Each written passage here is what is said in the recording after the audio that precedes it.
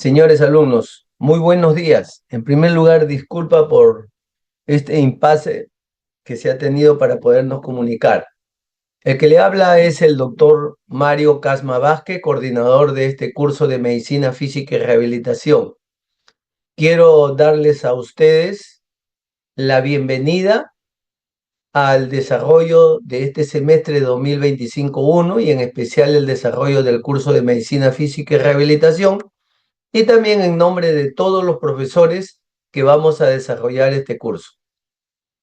Ya ustedes deben estar enterados por el material académico que le hemos hecho llegar a través de la delegada. Lo que me resta es decirle algunos aspectos importantes, como es que el curso es teórico y es práctico. La teoría la vamos a realizar, la universidad ha creído conveniente a través de varias gestiones porque querían que el curso fuera presencial, la teoría, pero hemos logrado que sea virtual por todos los impases y la falta de capacidad para poder desarrollar con 100 alumnos la teoría. Entonces vamos a seguir desarrollando la teoría de manera virtual, pero las prácticas, los exámenes parciales y todos los demás aspectos académicos que ustedes ya conocen, se van a desarrollar presencialmente. Les hemos entregado las relaciones, los horarios, les hemos entregado donde está que el curso se ha dividido en el grupo A y el grupo B. Hay subgrupos para cada uno de los grupos y hay algunas preguntas que de repente ustedes se podrán hacer que se han matriculado en algún horario especial de repente, o de repente no se tiene el conocimiento adecuado. De esta manera lo venimos desarrollando hace muchos años porque probamos hace años de que se realizara de una manera personal y ya definitiva, solo con un docente y solo de una sede. Entonces los alumnos se quejaban porque los profesores desarrollamos diferentes subespecialidades. Entonces los alumnos se quejaban que todo el transcurso del ciclo habían visto solamente rehabilitación geriátrica, porque el docente que les tocó era especialista en rehabilitación geriátrica. O el docente vio solamente niños, porque era especialista en rehabilitación de niños.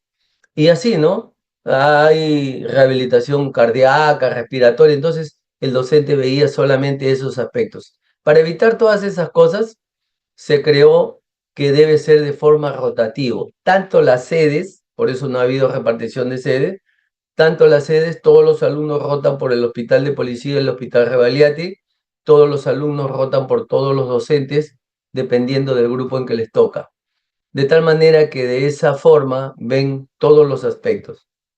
Probablemente puede haber algún inconveniente que por razones de cruce de horarios, sobre todo los días viernes, porque ustedes hacen primero cirugía y después van a venir a hacer nuestra rehabilitación.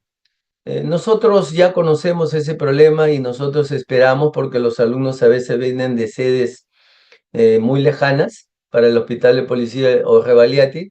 Nosotros no le vamos a ponerle mala nota ni otra cosa, lo vamos a esperar para desarrollar el curso.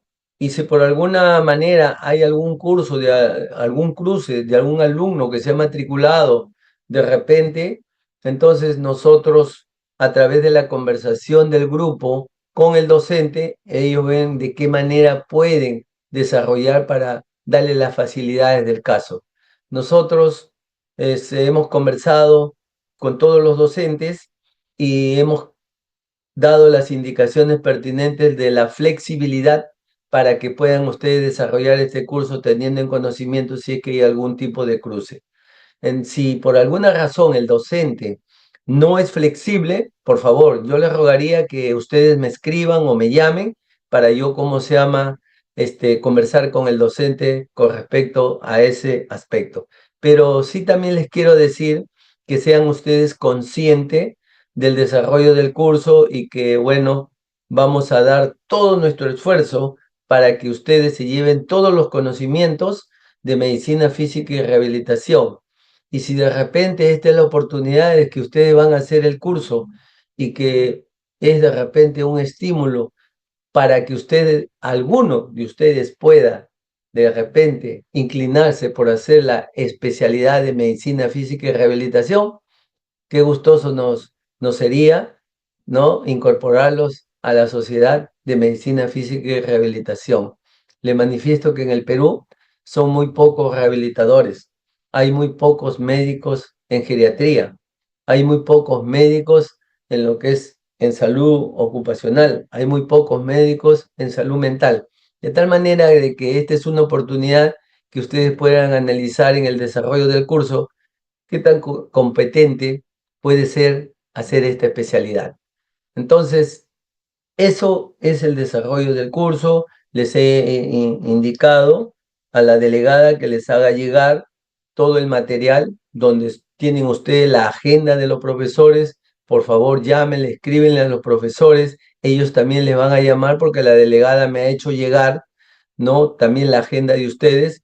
No le habíamos pedido DNI, pero bueno, lo ha entregado. Solamente queríamos su correo personal y su número de celular.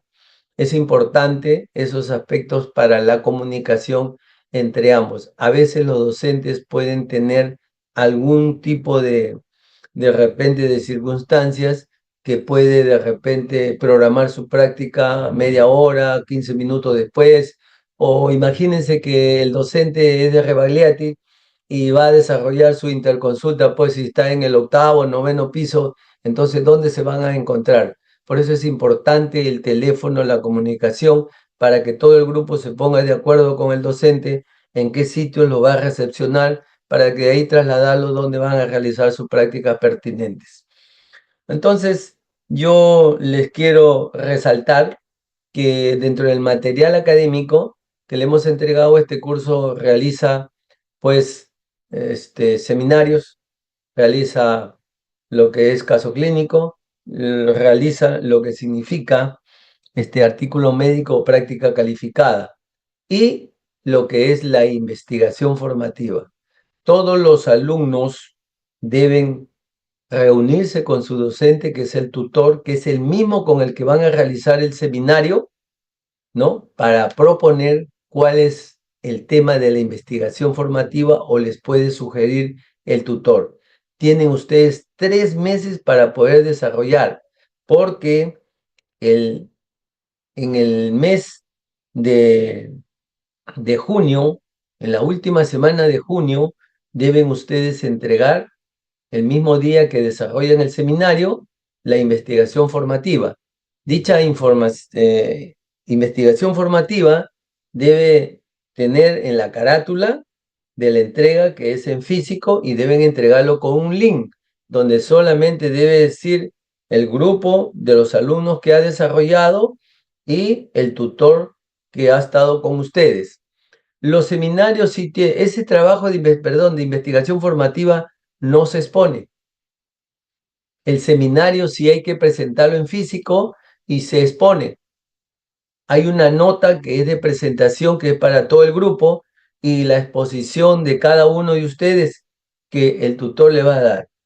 En relación al artículo médico y en relación al caso clínico, eso se programará la última semana antes de desarrollarse cada parcial. Me voy a explicar. Significa que en la cuarta semana, de cada desarrollo del parcial, se hace la práctica y se hace el artículo médico, tanto para lo que es el primer parcial y el segundo parcial. En el tercer parcial no hay artículo médico, se hacen los seminarios y se entrega la investigación formativa.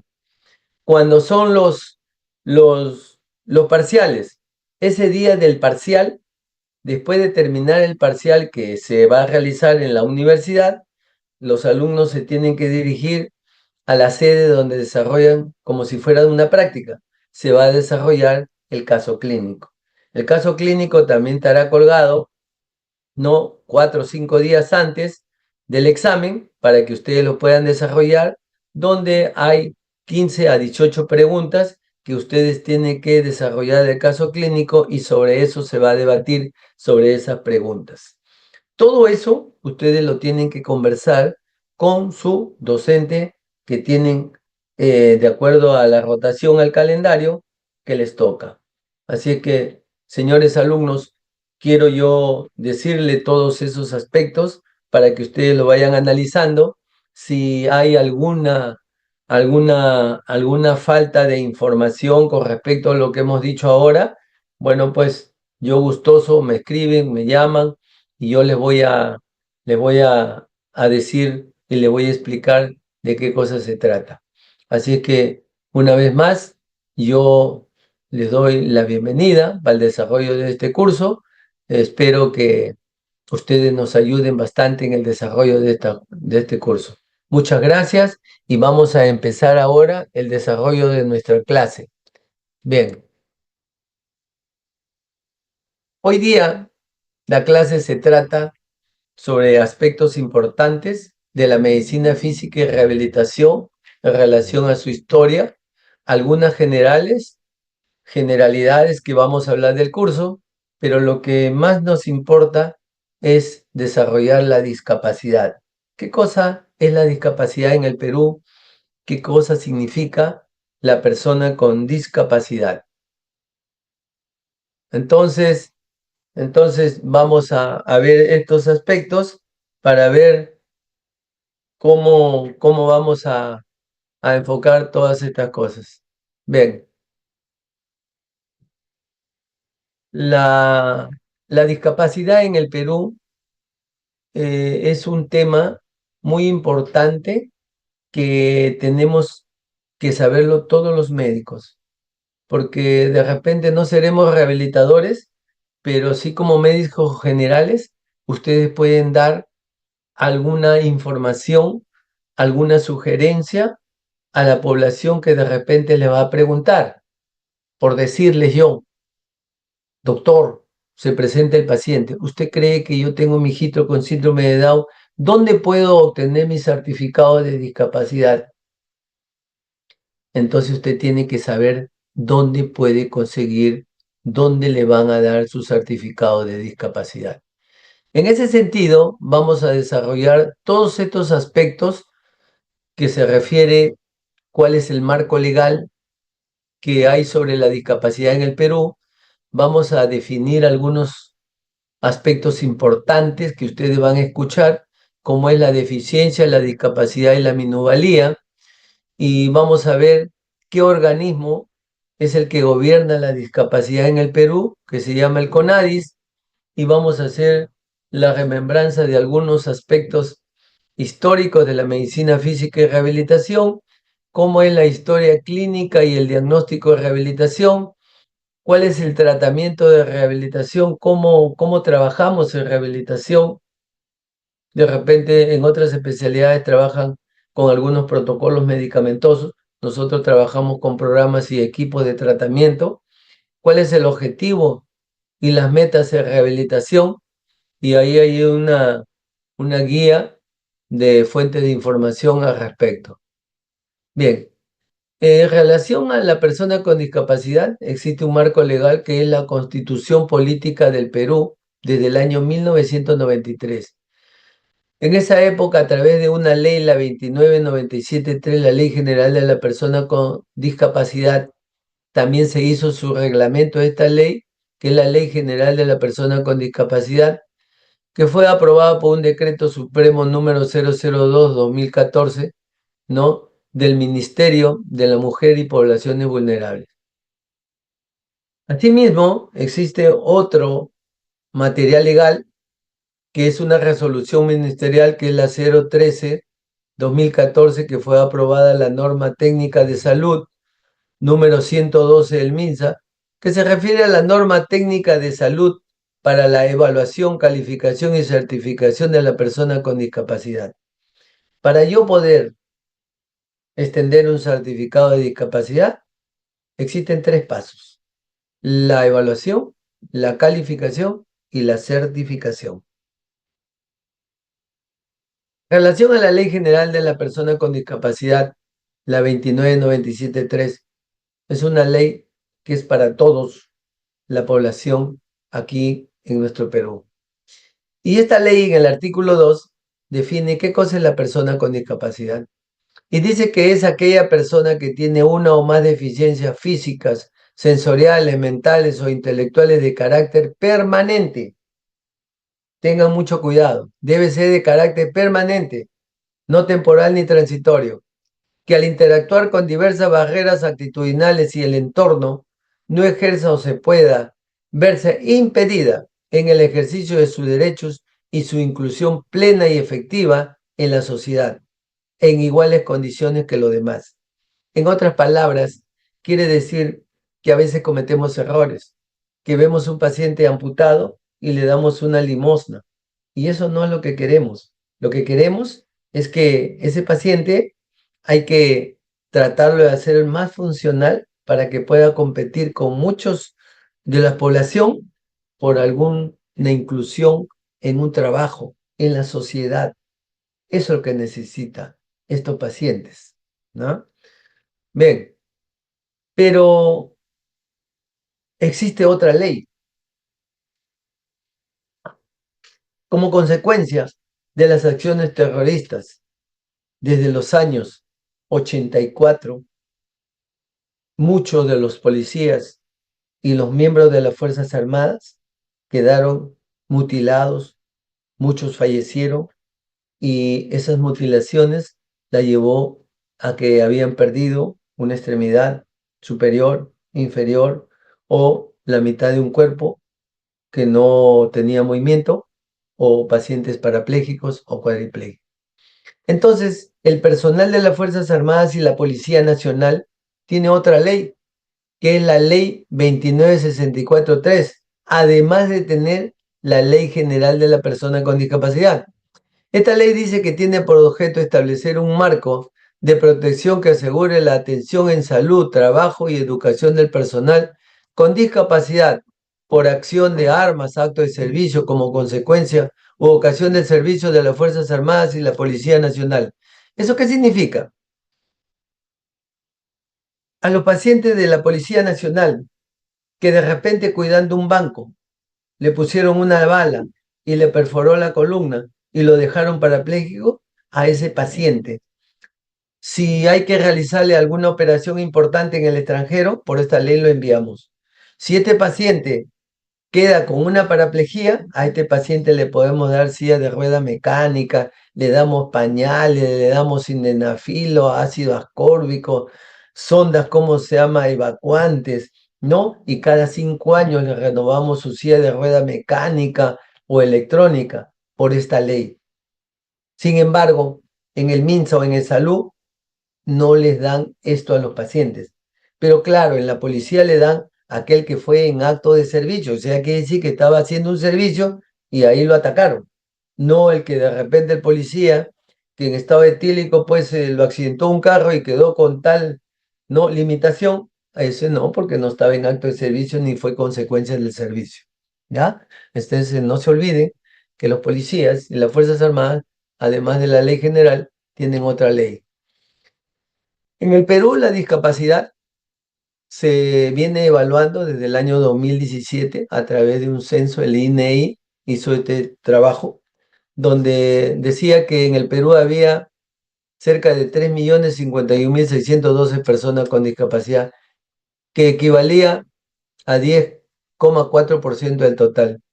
Quiere decir que de 100 personas, 10 son discapacitados, ¿no? Y ellos sacaron que de este grupo el 48,3% tenía dificultad para ver, el 15,1% para mover o caminar, el 7,6% para oír y así sucesivamente, ¿no? En tal sentido que también ellos determinaron que la mayor cantidad de discapacitados son mujeres, con un 57% y un 43% el resto que son varones. Esto es para el INI. Pero para el CONADIS, el Consejo Nacional para la Integración de la Persona con Discapacidad, ellos tienen otra estadística. Para ellos dice que la mayor cantidad de discapacitados son los varones que las mujeres. porque cuando van al CONADIS, generalmente se van a inscribir. Ellos, de acuerdo a la inscripción, son los que determinan, ¿no? Cuál es el sexo y muchos más aspectos, porque ya van con un certificado de discapacidad y ellos, el CONADIS, son los que otorgan el carnet de discapacidad. Los hospitales, el MINSA, de Salud, Fuerzas Armadas y Policía Nacional son los únicos establecimientos que expiden el certificado de discapacidad. En tal sentido que cuando usted va al CONADIS, se va a registrar con ese certificado y le van a dar un carnet del CONADIS. Y eso tiene una validez de 5 años. Y ellos ahí van a determinar todos los aspectos que ya se han incluido dentro del certificado de discapacidad. Entonces, el CONADIS es el Consejo Nacional para la Integración de la Persona con Discapacidad. Es un órgano, pues, especializado en cuestiones de discapacidad. Es un organismo público. Está adscrito al Ministerio de la Mujer y Poblaciones Vulnerables. Cumple, pues, funciones de un organismo regulador, fiscalizador, sancionador de las entidades del Estado. En ese sentido, le quiero decir, cuando ustedes van a un supermercado y van a encontrar, ¿no?, paciente con discapacidad, con síndrome de Down, no es porque esa institución, ese supermercado, pues sea bonito y quiere darle trabajo. No, porque la ley les obliga que el 5% de trabajadores debe tener paciente con discapacidad. Y entonces por eso el síndrome de Down está incluido para ese trabajo. Quien te otorga, quien te da ese trabajo es a través del CONADIS. Por eso la gente va y se inscribe al CONADIS. Así que ellos son los que fiscalizan. Van a las empresas y le dicen, a ver, señor, ¿cuántos discapacitados tiene usted? Por eso ustedes van al hospital Revaliati y encuentran en los ascensores pacientes que están amputados de miembro superior, miembro inferior o tienen cualquier otra discapacidad. No porque sean buenos, sino porque la ley les exige. Y es este organismo que hace que se cumpla esas disposiciones en relación a discapacidad. En ese rector del Sistema Nacional para la Integración de la Persona con Discapacidad, el SINAPEDIS, está encargado, pues, de asegurar el cumplimiento de las políticas públicas que orientan la intervención del Estado en materia de discapacidad. Entonces, no olvidemos que el CONADIS realiza una serie de acciones transversales en los sectores que va a formular, va a implementar políticas públicas a través de programas y proyectos dirigidos a mejorar la calidad de vida de la persona con discapacidad. Ellos son los encargados de establecer esos programas, esas microempresas que se hacen para los pacientes con discapacidad. Ahora vamos a entrar a lo que significa la medicina física y rehabilitación. Esta es una especialidad médica que utiliza una serie de conjuntos, procedimientos, técnicas, métodos terapéuticos, agentes físicos no ionizantes, dirigidos a restituir la máxima capacidad funcional e independencia de los pacientes que tienen deficiencia, discapacidad y minusvalía. Vamos a hacer un ejemplo. Ustedes habrán escuchado a algún familiar o han visto algún paciente que tiene, por ejemplo, el dolor en el hombro, un hombro doloroso. Entonces el médico rehabilitador puede realizar un procedimiento, le puede hacer una infiltración, puede hacerle una técnica de desgatillamiento, dependiendo de lo que se trata. Puede indicarle métodos terapéuticos, ¿no? Le puede decir, ¿sabe qué? Vamos a hacer ejercicios de Codman, de Sperry, de Chandler. O puede utilizar agentes físicos no ionizantes. Puede ser ultrasonido, puede ser ondas de choque, puede ser magnetoterapia, electroterapia, hidroterapia. Pero todos ellos es con la finalidad de mejorar la máxima capacidad funcional e independencia. Porque ese paciente que tiene hombro doloroso, si es mujer, de repente va a decir, no puedo abrir la puerta, no me puedo poner mi brasier, me duele mucho, ¿no? Y entonces tratamos de mejorar la capacidad funcional del paciente y lo tratamos de hacer independiente a todos esos pacientes que tienen deficiencia, discapacidad y minusvalía. Entonces, no se olvide, de repente alguien me hace la pregunta y me dice, doctor, ¿por qué agentes físicos no ionizantes? Porque hay agentes físicos ionizantes. Por ejemplo, las radiografías, la la gamografía, la resonancia, la tomografía. Por eso las personas cuando aplican eso se esconden detrás de un muro y también tienen un dispositivo protector. Nosotros utilizamos agentes físicos no ionizantes que no utilizamos, no hace daño en la aplicación de estas radiaciones al que aplican ni tampoco a los pacientes. ¿Ya? Bien, ¿y cómo es esa evolución de la medicina física? ¿Dónde nace la medicina física? Hay un adagio que dice: el conocimiento del pasado es la clave del presente y del futuro. Sí, pues eso muchas veces se cumple. La medicina física nace pues en la prehistoria, cuando se utilizaba el frotamiento energético de una zona dolorida con frío o calor. A veces no es así. Ustedes mismos a veces se tropiezan y se golpean la rodilla o la mano y luego se están sobando, ¿no? Con su mano. Ese frotamiento está disminuyendo la parte dolorida, porque a través del frotamiento hay una serie de terminaciones nerviosas que hace que estimule, ¿no? Periféricamente y va hasta la parte cerebral, donde va a aumentar las endorfinas, que son parecido como la morfina, que te va a disminuir el dolor, ¿no? Esa es la pequeña explicación para decir que esta técnica del frotamiento, pues, a través de frío o calor, existía ya de hace muchos años. Entonces, la medicina física y rehabilitación nace, pues, en China, 2000 años antes de Cristo, con el Kung Fu, con el ejercicio terapéutico y el masaje, ¿no? Cosas que hasta ahora se siguen utilizando y cada vez mucho más técnicas en cuanto a los ejercicios y a las técnicas de masaje.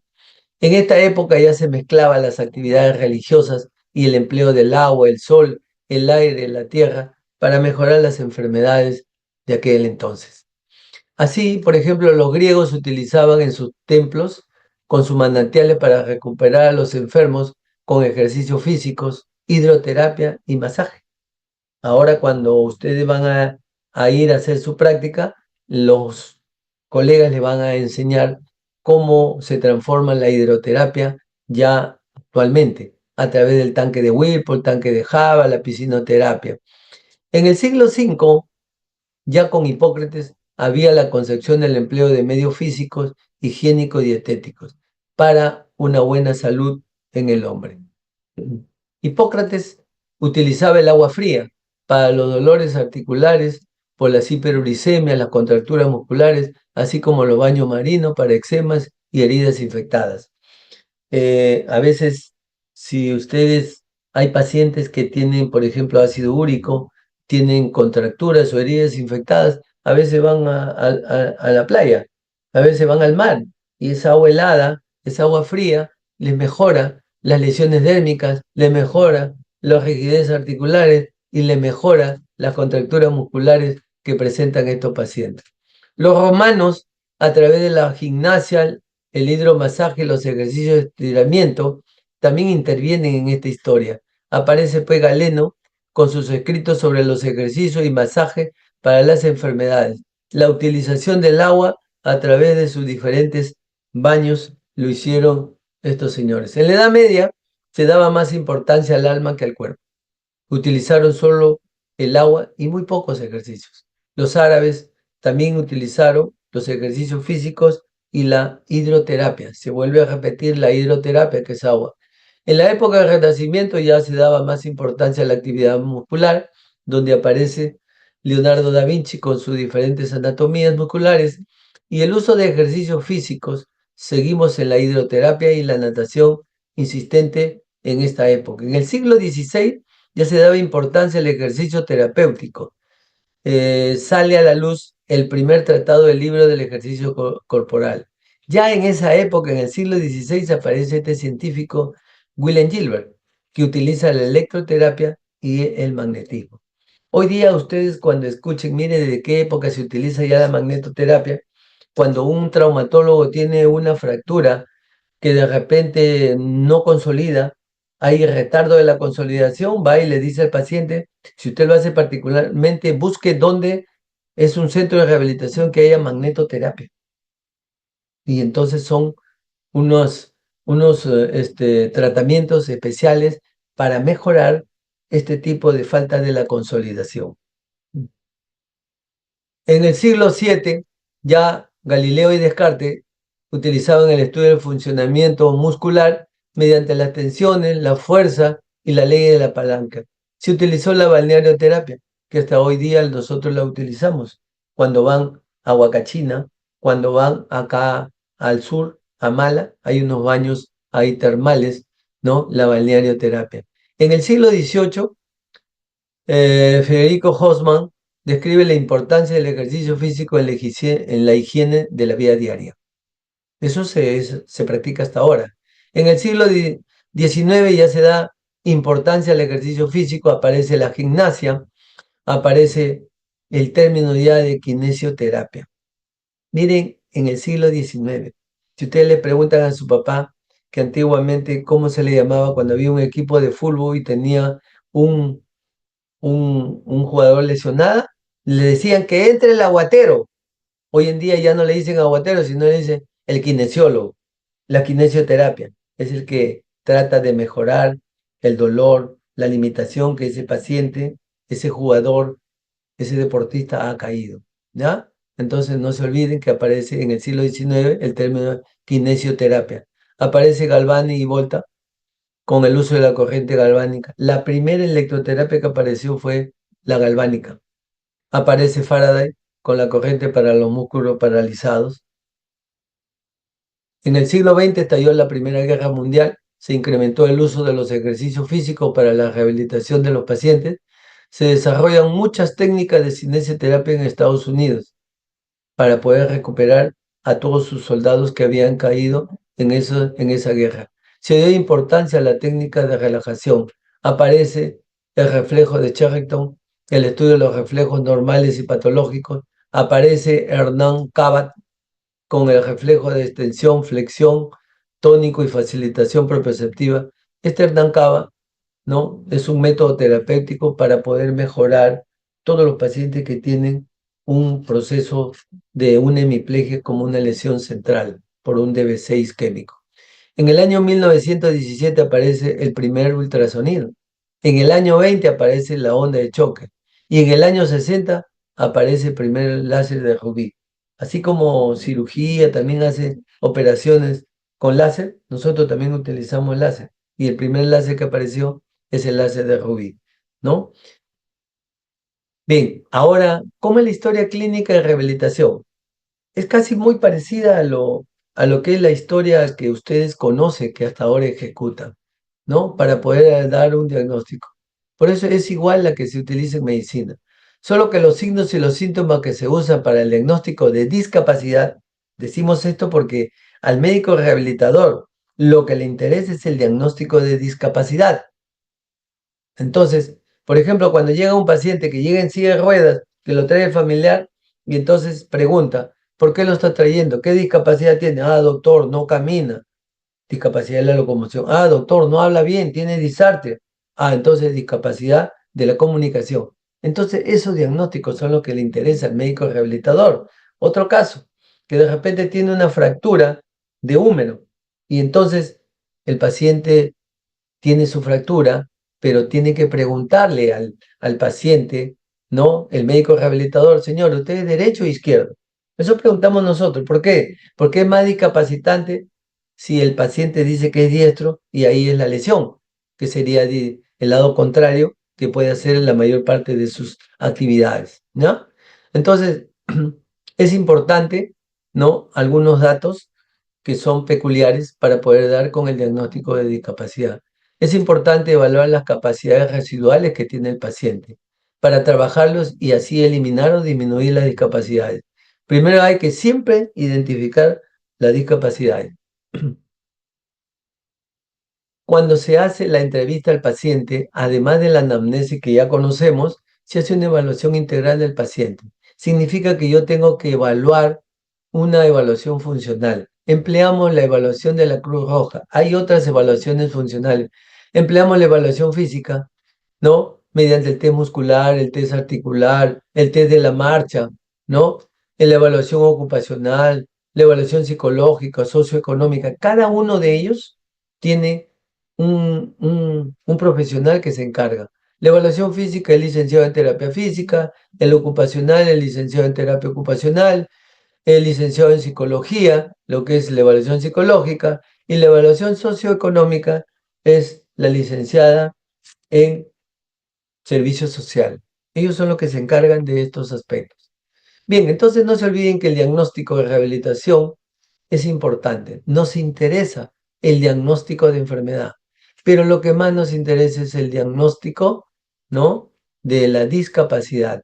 Y para eso determinar la deficiencia, la discapacidad y la minusvalía. Señores alumnos, para que haya una discapacidad, tiene que haber una deficiencia. Para que haya una minusvalía, tiene que haber deficiencia y discapacidad. La deficiencia, en una palabra, es la secuela patológica. La discapacidad se refiere al aspecto funcional y la minusvalía al aspecto social. Ahora vamos a hablar algunos aspectos importantes de cada uno de ellos. ¿Qué cosa es deficiencia? La deficiencia es la pérdida o anormalidad de una estructura o función psicológica o anatómica. Entonces, si ustedes ven a un paciente que le han hecho una nefrectomía, esa es una deficiencia. Si ustedes ven que el paciente está amputado, esa es una deficiencia. Esa deficiencia se va a convertir en una discapacidad. Si yo tengo un paciente amputado, si lo veo, hasta ahí es deficiencia. Señor, camine, va a ser una actividad. Esa deficiencia entra en una discapacidad porque ya no va a caminar igual como una persona normal. Entonces, estas deficiencias pueden ser temporales, pueden ser definitivas, exteriorizan un proceso patológico, refleja la perturbación de un órgano, no necesariamente revela una enfermedad. Y el ejemplo que ya les acabo yo de decir, hay muchos de ustedes, como el que habla, también tiene deficiencia y tiene discapacidad. Por ejemplo, los que usan correctores visuales, ¿no? Entonces, tiene una deficiencia visual. Si yo le saco los lentes y están desarrollando el examen, el alumno ya no va a ver bien. Y entonces esa deficiencia visual se ha convertido en una discapacidad visual porque no se desempeña adecuadamente, al igual que sus demás compañeros que no usan esos correctores. ¿Cuáles son los tipos de deficiencia? Hay deficiencia intelectual, psicológica, del lenguaje, de la audición, de la visión, musculoesquelética, viscerales. Por ejemplo, el paciente que le sacaron el riñón es una deficiencia visceral, ¿ya? El paciente que no tiene una buena visión, que usa una deficiencia de la visión. Aquel que usa audífono tiene una deficiencia auditiva, ¿ya? Ojo, no es deficiencia de la comunicación, es deficiencia del lenguaje. Ahora vamos a ver, cuando pasemos a la discapacidad, que ahí se dice otra palabra, no la deficiencia del lenguaje. Bien, le decía que el CONADIS había hecho sus estadísticas y acá ellos salen que en el año 2000 al 2014 hicieron este estudio y para ellos el mayor porcentaje de discapacidad era los hombres y no las mujeres. Pero el INI era al contrario.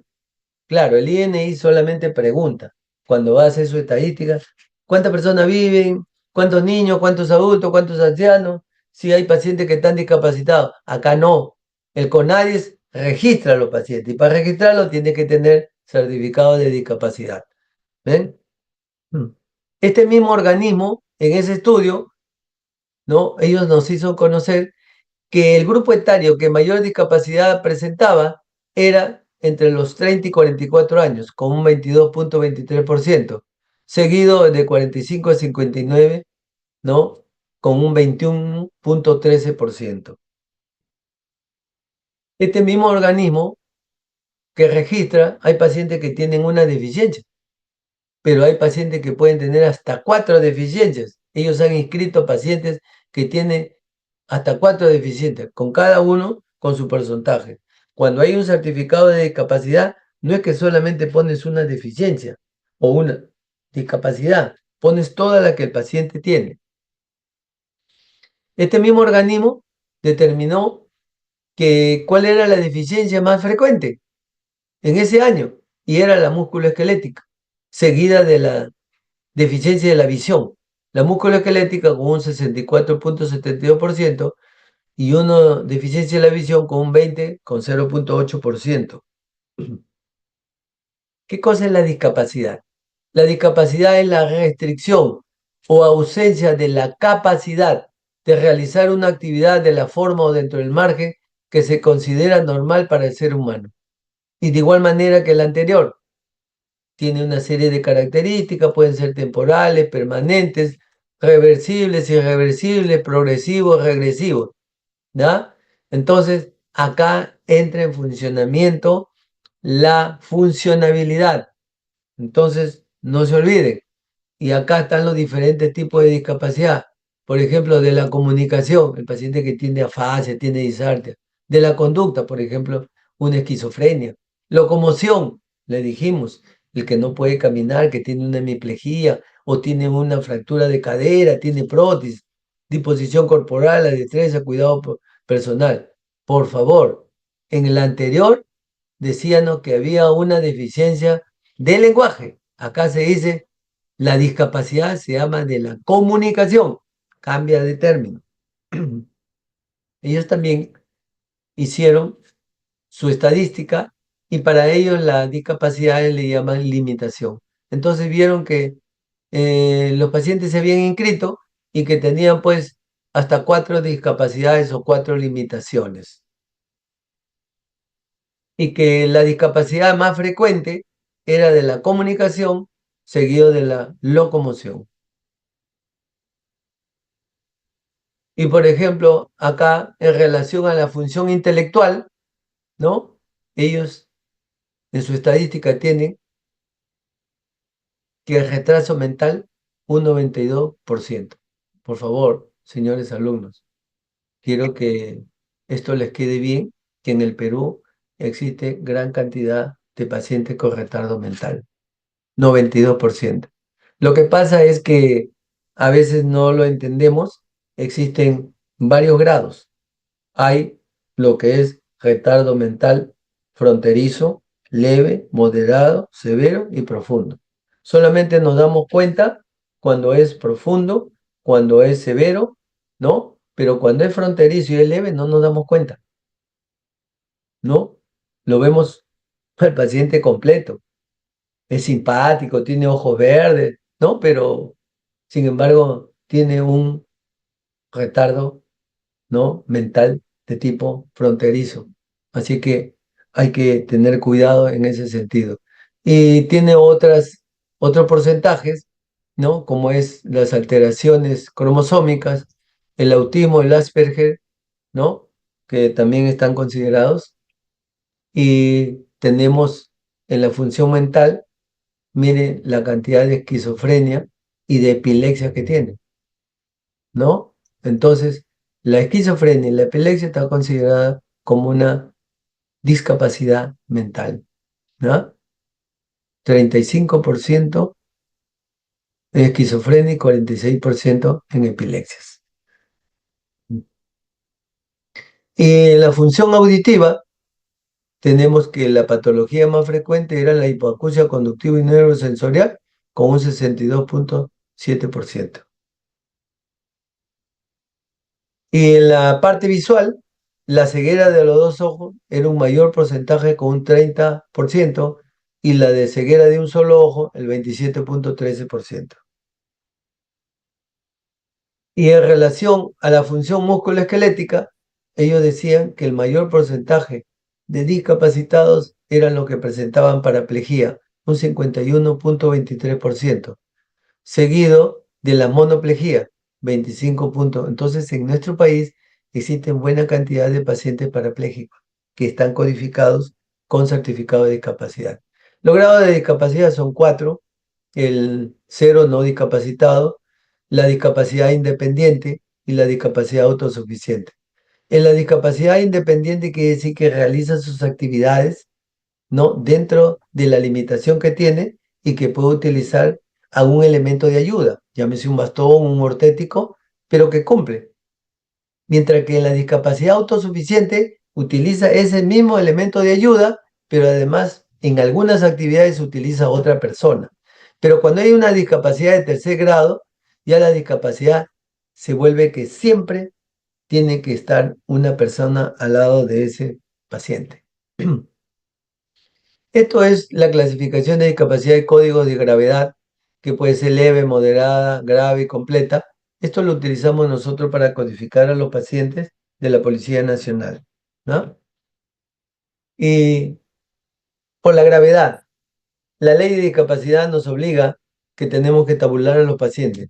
Por ejemplo, el paciente discapacitado tiene el derecho de no pagar el pasaje en los metropolitanos, pero solamente los que tienen discapacidad severa.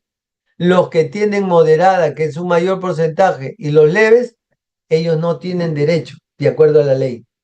Entonces, tenemos que estipular esto, si es severa, moderado o leve, para que no pague ese pasaje y algunos otros tipos de, de aspectos que tenga beneficioso en ese sentido, ¿no? Porque, por ejemplo, cuando recién se inició esto,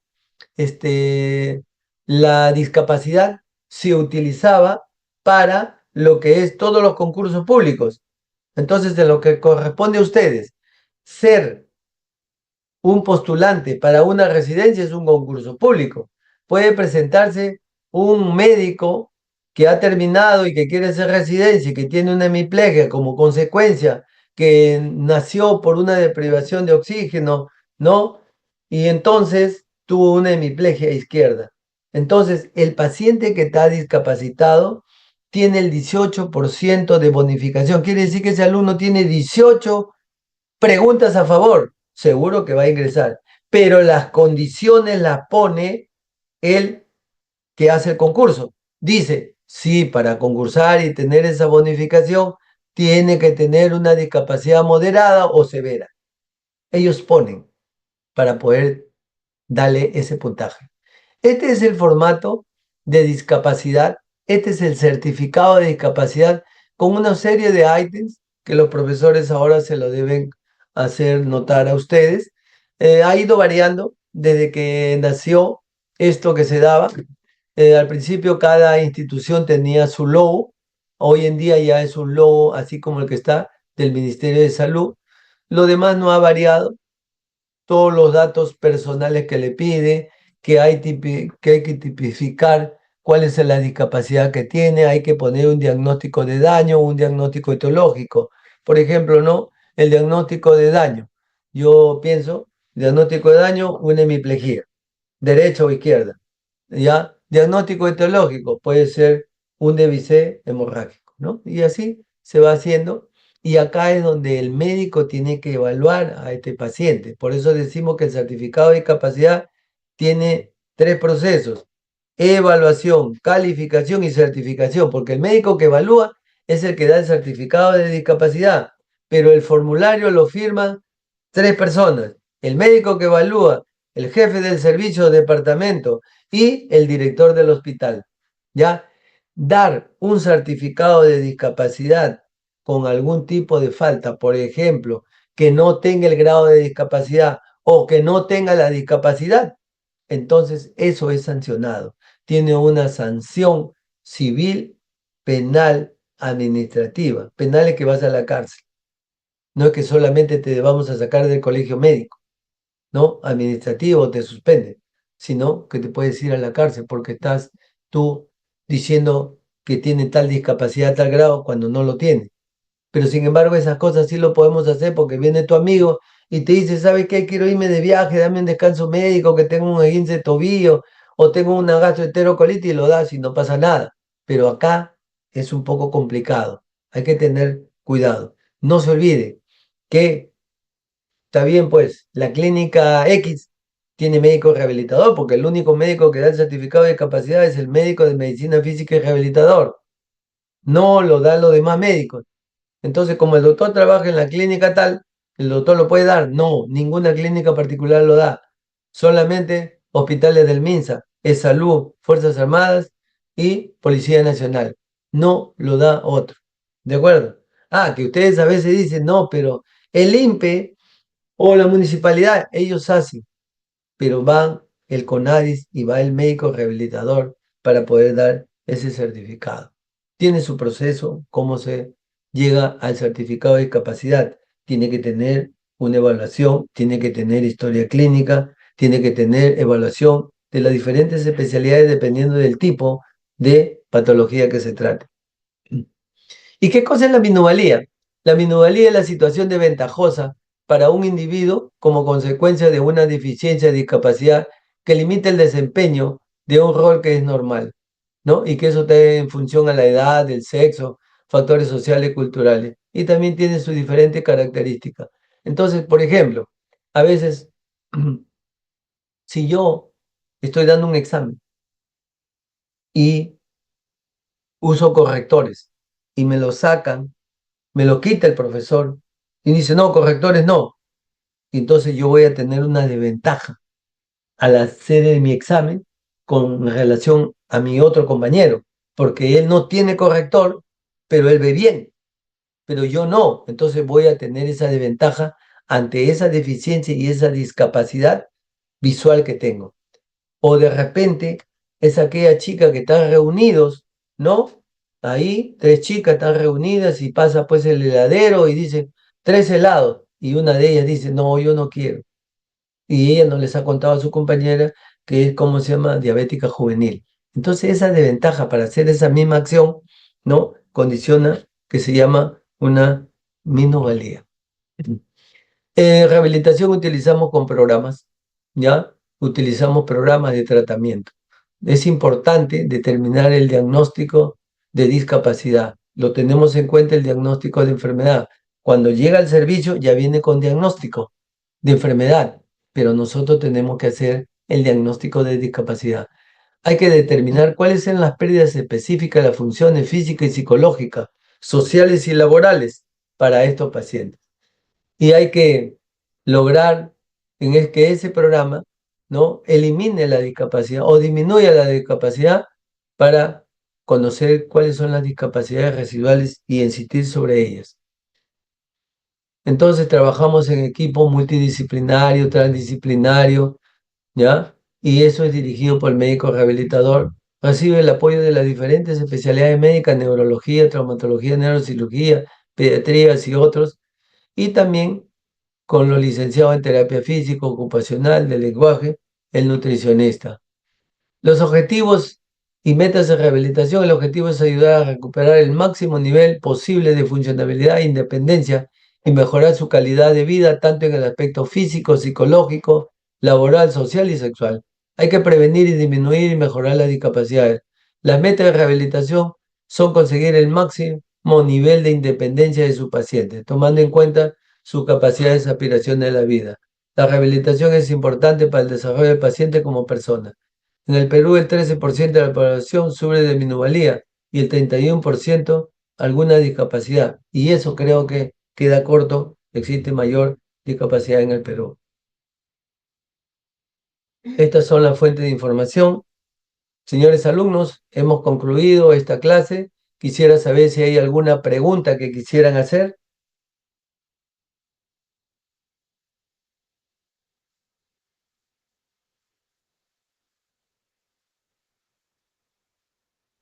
Sí, dígame, señorita Doctor, Sara. buenos días. ¿Podría, por favor, repetir la diferencia entre deficiencia, discapacidad y minusvalía, solo como para que me quede un poquito más claro? Ya, a ver, te voy a hacer con un ejemplo. Un paciente que es amputado. Si el paciente es amputado de miembro inferior y usted lo ve solamente ahí sentadito o paradito, usted lo ve y dice, esa es deficiencia. Esa deficiencia se va a convertir en discapacidad cuando usted le dice, señor, a ver, camine, y de repente camina con su muleta o con su prótesis. No va a caminar igual. O sea, está afectado la funcionabilidad de la marcha. Hasta ahí es discapacidad. Entonces decimos que para que haya discapacidad tiene que haber deficiencia. ¿Y minusvalía qué significa? Que yo pongo al paciente amputado, lo pongo a un paciente con retardo mental, pongo a un paciente que tiene dos prótesis de cadera y le digo, señores, ahora, a ver, quiero que camine lo más rápido posible para que lleguen a tal meta. A ver, ¿quién? Ese concurso esa desventaja que tiene uno con otro para realizar esa función se llama minusvalía. ¿Bien? Gracias, doctor. ¿Alguna pregunta?